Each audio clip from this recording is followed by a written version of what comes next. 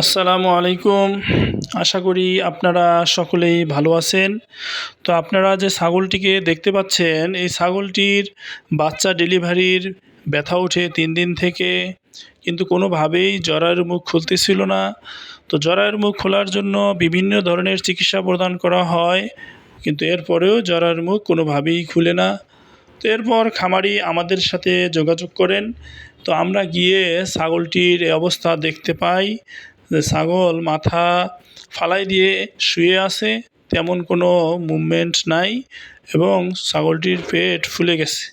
তো এই অবস্থা দেখার পরে আমরা খামারিকে জানাই যে এই অবস্থায় আসলে ছাগলটির সিজারিয়ান অপারেশন করে তেমন ভালো কোনো ফলাফল পাওয়ার সম্ভাবনা নাই।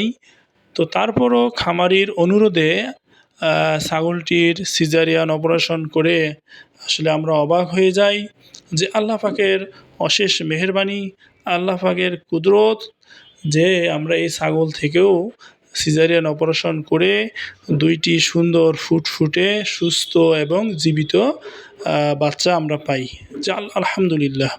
তো এরপরে অপারেশনের পরে ছাগলটিও ঘাস সামনে দিলে যদিও ছাগলটি খাইতেছিল, তারপরও ছাগলটির সারভাইভ করার সম্ভাবনা খুবই কম।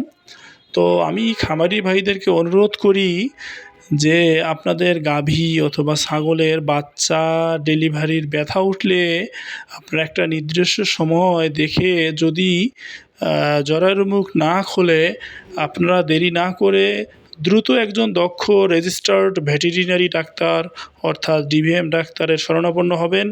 তাহলে ইনশাআল্লাহ আপনারা উপকৃত হবেন এবং এই প্রাণীগুলো কষ্ট থেকে বেঁচে যাবে।